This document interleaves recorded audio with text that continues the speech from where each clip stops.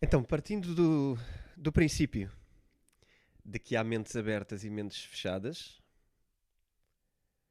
ahm, e que isso é uma variável importante nas conversas, quando tens uma conversa, quando tens um argumento, uma discussão, como lhe queiras chamar, quando tens uma discórdia, ou quando tens um assunto que deves ultrapassar, mentes abertas e mentes fechadas.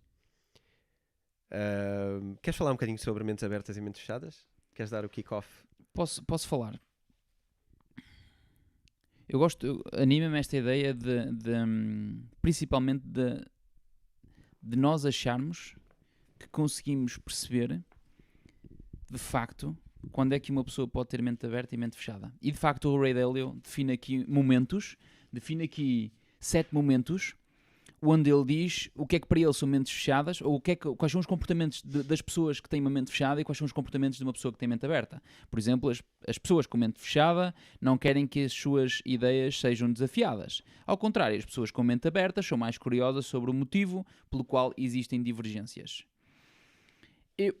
Repara, anima-me, e matematicamente e de uma forma lógica eu gosto deles todos. Gostava de esmiuçar aqui 2. Um deles, tu já começaste por falar num outro podcast e eu gostava de o trazer novamente, que é este. É o ponto 4. As pessoas com mente fechada dizem coisas como: posso estar errado, mas é a minha opinião. E tu já falaste sobre isso num outro podcast. Ok. As pessoas com mente aberta sabem quando fazer afirmações e quando fazer perguntas. Tu num outro podcast disseste exatamente isto, das pessoas normalmente quando dizem posso estar errado, mas é a minha opinião. A pior merda que me podem fazer é dizerem-me ok, mas olha, é a minha opinião, vale o que vale, e ainda assim eu fico com a minha opinião. É quase como se nós tivéssemos a facarondizar, eu gosto desta palavra facarondizar, no processo de ok, vamos, olha, tu tens a tua opinião, eu tenho a minha, e ok, eu já disse agora novamente a minha, mas é a minha opinião. Para nós ficarmos bem, eu digo esta frase. Como se esta frase fosse resolver alguma merda.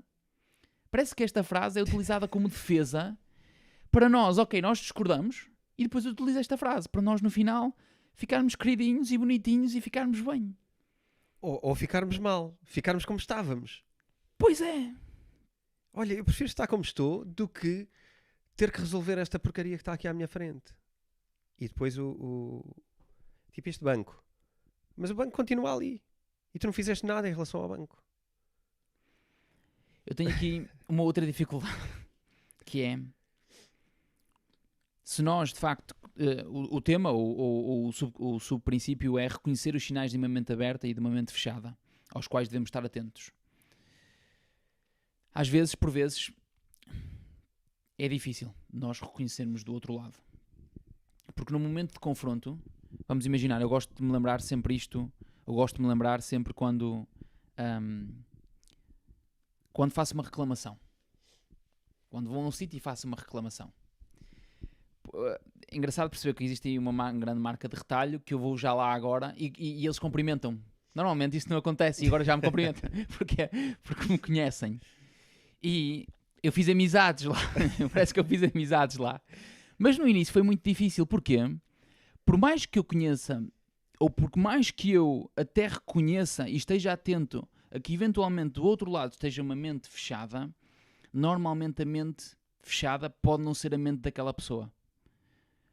E parece que existe um bypass ou um filtro. Não é que a mente dele seja fechada, mas ele tem um conjunto de princípios dos quais a organização, que eventualmente é fechada, fez com que ele também seja uma mente fechada. E o que me acontece muito ultimamente, para eu já conhecer e já o cumprimentar, é: não, Sr. Fernando, você tem razão de facto, pá, mas o sistema não dá. Mas o sistema não ajuda, o sistema... Não. Nós já dissemos esta... Eu ia dizer o nome da marca. Nós já dissemos esta... à marca, já dissemos à empresa, mas o sistema não dá. E às vezes parece que existem forças maiores do que nós estarmos ou não atentos a se as pessoas são ou não mente fechada, porque às vezes se calhar ultrapassa-nos. E eu gostava de trazer aqui uma outra triangulação, que é E se de facto não tiver a ver com a mente aberta ou a mente fechada, e tem a ver com uma coisa superior a nós, a que princípio é que nós nos agarramos? Faz sentido a pergunta? Faz. Só não estou a ver como é que tu agora vais desmontar isso. Porque quando nós dizemos, olha, ai não, como é que era? O que já me lembrei agora, e o que eu mais detesto é quando me dizem, pronto, concordamos em discordar. Vai à merda, não concordamos em discordar nada. Não, porque senão não vais fazer nada em conjunto, não é? Não. Eu imagino duas pessoas, estou a imaginar um filme, e imagino o filme, duas pessoas, concordamos em discordar. A imagem que eu imagino a seguir é um ir para a esquerda, outro ir para a direita. E provavelmente não se voltam a cruzar. Nós, afinal, não concordamos em nada. Nós não concordamos. E aqui a questão é, teremos nós mente aberta ou mente fechada para descobrir para onde é que nós queremos ir? E a minha dificuldade muitas vezes tem a ver com, no primeiro momento, ou por isso é que eu trouxe há pouco a ideia das reclamações, é que naquele primeiro momento nós não sabemos exatamente como é que nós conseguimos reconhecer isso, e isso é uma dificuldade. Mas eu acho que é essa a fuga. Quando se diz concordamos em discordar, é porque a pessoa dobrou no momento em que não quis aceitar, que não está preparada, que não se sente preparada para abordar o tema e defender os seus argumentos.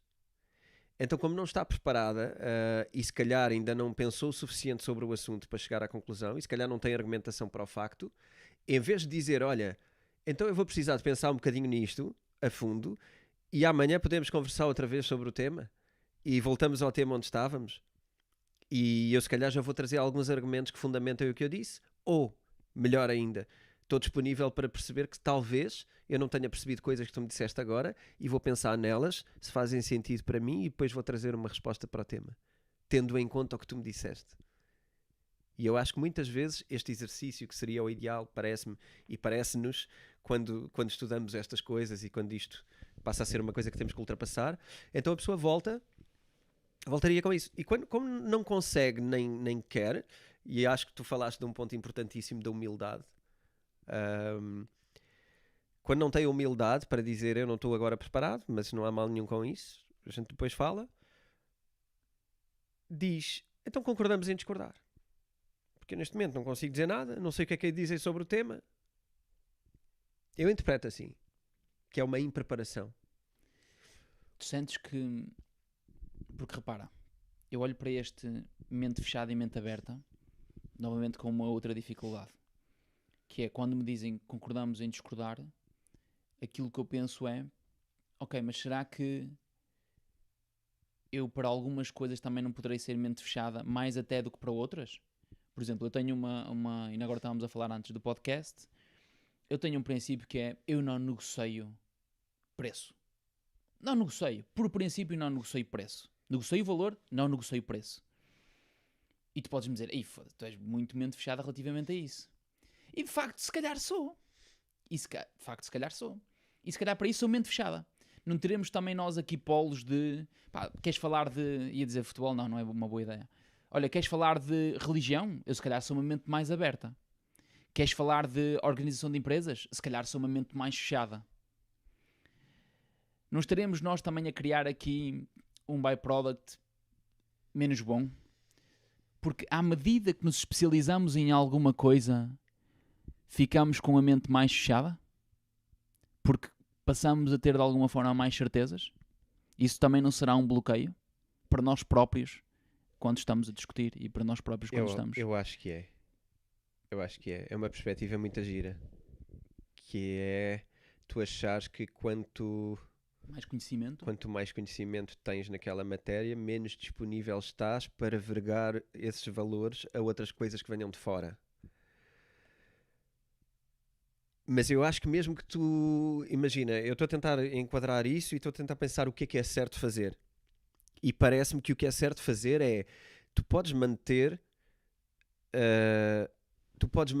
no geral, relativamente fechado em relação a isso e relativamente seguro em relação aos teus valores sobre isso, mas acho que deve estar sempre disponível para vir picar o ponto numa realidade diferente. Sempre disponível para ouvir alguma coisa que seja bastante diferente. E 90 e tal % das vezes, se tu fores de facto bom no que estás a fazer, 90 e tal % das vezes tu vais estar certo e aquilo vai ser alguém que ainda está nos primeiros passos dos blind spots que tu já viste há muito tempo. Mas pode haver aqueles 2, 3, 4, 5% que alguém de repente tem uma visão diferente de uma coisa e tem uma perspectiva diferente e de facto nem tem que ser especialista da coisa. Nem tem que estar com tantos anos de estudo como tu. Tem que ser só alguém que de repente viu alguma coisa que tu não viste. E tu podes ter até esses exemplos, podes pôr um exemplo de uma criança. As crianças reparam bem em coisas e têm mentes não formatadas para coisas e às vezes tu estás a ver, eu vou dar um exemplo engraçado, ocorreu-me agora, nem me ocorreu quando eu falei de crianças, ocorreu-me à medida que falei de crianças e pensei no meu miúdo. Eu às vezes gosto de fazer com ele passatempos, coisinhas, e uma delas é as diferenças. E ele tem um jeito espetacular para diferenças. Ele vê coisinhas onde eu não estou a ver. Isto é a análise mais básica da coisa, não é? A gente está a falar de problemas, se calhar, e de dilemas e de coisas profundas, e eu estou a usar um exemplo superficial, mas acho que tem a ver com isto. Às vezes vens de fora. Eu não acho ser superficial. É porque tu vens de fora. Tu não vens formatado com nada. E a tua aprendizagem não te condiciona, não te põe palas, nem te dá inclinações. Não é só isso. Tu vens com uma atitude diferente. Tu já fizeste muitos exercícios de diferenças. Ele não. Ele vem com uma atitude nova, fresca, diferente, energética, E até pode ter até um bichinho de não, eu vou encontrar primeiro, eu estou atento. Sim. Eu quero muito isto, eu quero muito fazer isto. É o jogo da competição, é eu o de chegar primeiro. Eu estou em flow, eu estou entregue. E se calhar tu, como ele é uma mente menos formatada, tu estás cheio de problemas e de merdas e de contas para pagar. A gente tem a cabeça cheia de coisas. Tem a cabeça cheia de merdas. E isso ocupa espaço. As pessoas dizem que a sabedoria não ocupa espaço. Claro. Não, mas o conteúdo ocupa preocupação, ocupa... se nós formos um CPU, aquilo vai ocupar memória, não é? Vai ocupar memória disponível. Sim. E ele não, ele está totalmente a fluir naquilo. Sim, verdade. Gostava de trazer um outro ponto, que era o ponto que eu mais gostei nesta diferença entre o que é uma mente aberta e o que é uma mente fechada, que tem a ver com a humildade e a arrogância, que eu acho que é, na minha opinião, mais interessante. As pessoas com mente fechada não têm um sentido profundo da humildade. As pessoas com mente aberta fazem uma abordagem de tudo com um medo profundo de poderem estar erradas. E isto é muito interessante porque coloca-me aqui num desequilíbrio entre o que é a humildade e o que é a arrogância. E eu sempre ouvi a minha vida toda a malta a dizer: olha, devias era ser humilde. E, no geral, a malta gosta muito e aplaude pessoas que são humildes e não gosta e desaprova pessoas que são arrogantes. E eu hoje de manhã estive numa atitude de encontrar um livro onde eu tinha lido uma frase, onde eu tinha lido um texto muito interessante e que eu gostava de partilhar, porque eu acho que afinal não existe nem pessoas nem pessoas humildes, nem pessoas arrogantes. Na verdade, diria até que não existem pessoas arrogantes, só existem pessoas humildes. Sempre. Porquê? Isto é um texto do monge inglês, anónimo, do século XIV. Não sei onde eu fui encontrar esta merda e como é que eu me lembrei desta merda. A humildade em si não é mais do que o verdadeiro conhecimento e sentimento do próprio tal qual é. O homem que se vê e sente verdadeiramente como é, tem de ser humilde. E isto abre-me toda uma nova perspectiva, que é... porque tem a ver com a assertividade. E a mim lixam-me sempre quando me dizem que eu estou a ser arrogante. E o que eu tento ser não é arrogante, é ser assertivo. Que tem a ver com o homem que se vê e sente verdadeiramente como é, tem de ser humilde. E que se eu sinto, e que é de dentro para fora, e que eu acredito realmente naquilo, ninguém me pode dizer que eu sou arrogante. E é normalmente quando me dizem que eu sou arrogante. E é por isso que eu acho que a humildade vem daí. É só eu ser humilde, e no limite não é ser humilde contigo. É ser humilde comigo próprio. Eu vejo-me desta forma, isto é verdade para mim, então eu sou assertivo desta forma, então não seria justo, até porque estás a julgar, achares que eu sou, neste momento, arrogante, quando eu só estou a ser humilde. Eu concordo totalmente com isso. E queria introduzir ainda outra coisa em relação a isso, que é a falsa humildade. O resultado disso, e das pessoas não se sentirem confortáveis com a sua arrogância, que não é arrogância, é propriedade. E quando quando tu puxas da tua suposta autoridade no assunto, ou quando tu tens uma crença que é, tu puxaste pela crença, eu acho importante, se calhar é mais importante até do que a autoridade sobre o assunto. Quando tu tens uma crença que é, eu acho que deves dizer que é. E quando tu tens motivos para acreditar que é, eu acho que deves defender a causa que é. O problema é que se te chamam arrogante, muitas vezes tu podes ter a fraqueza ou a necessidade para facilitar o teu processo de criar falsas humildades. E eu acho que isto é uma grande armadilha. É uma grande armadilha, porque tu vais continuar a acreditar que não é, mas tu queres ser humilde, ou tu vais dizer coisas, se calhar vais ser manipulador de alguma maneira até, a criar a tua falsa humildade. E não estás a afirmar aquilo que tu deves afirmar, que é, eu acho que é isto.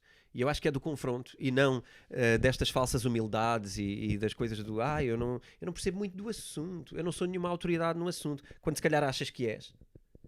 Estás a ver? E então vais andar aqui num jogo de esquerdas e direitas, de labirintos, quando se calhar o que devias mesmo era confirmar, dizer, olha, eu acho que é isto. E agora vamos lá triangular esta coisa, ou vamos lá tentar chegar aqui a uma verdade porque é que eu acho isto. É muito giro essa questão das falsas humildades, porque uma das coisas que mais me anima este livro tem a ver com este grande princípio da verdade e transparência radical. E é engraçado perceber que nós todos já percebemos, talvez esse é o ponto mais engraçado, mais giro, mais bonito, mais... Esse se calhar é a verdadeira razão, eventualmente, a verdade e transparência radical.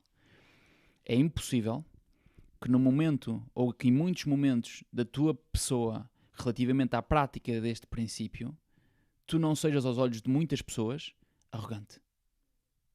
Quando, na verdade, tu só estás a ser verdadeiro. Estás a praticar, eventualmente, a coisa mais nobre que poderias praticar. E nós não podemos declarar que isso é um ato de arrogância. Faz-me lembrar aqui uma coisa, que é eu dizer que não existe arrogância, só existe humildade quando todas as pessoas o praticam com e se sentem verdadeiramente como são. Que tem a ver com o que nós falamos já há uns tempos, de nós andarmos distraídos.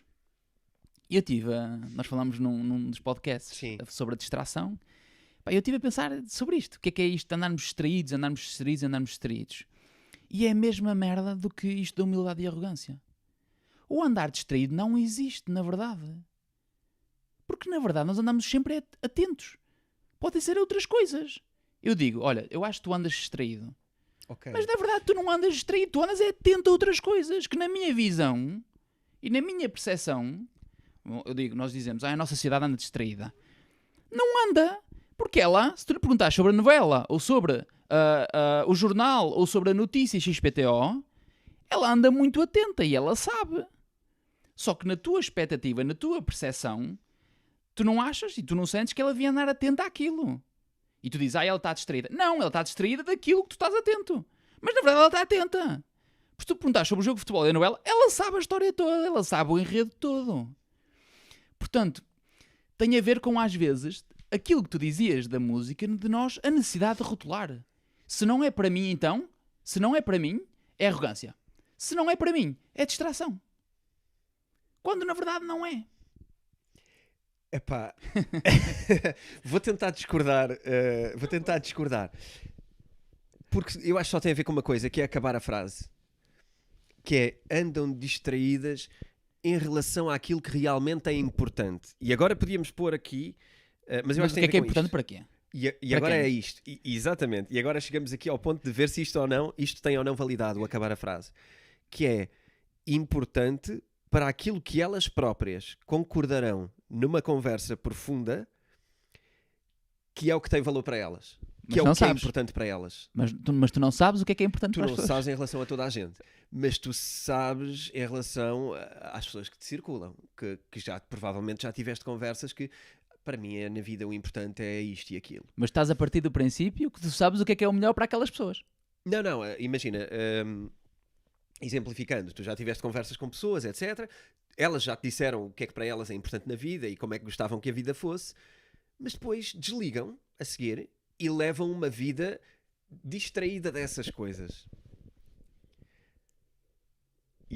Ok. ok? Nesse...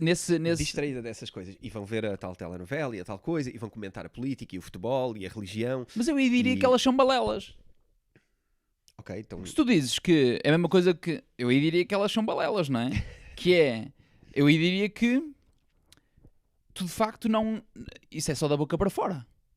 Eu gostava de fazer desporto todos os dias. Vamos pegar num exemplo ridículo e estúpido. Olha, eu gostava de fazer desporto todos os dias, mas depois na verdade não faço, e tu sabes que ela disse-te que gostava muito de ser desportista e gostava de fazer desporto, e tu na verdade não a vês a fazer isso, só a vês a fazer coisas que são o contrário disso.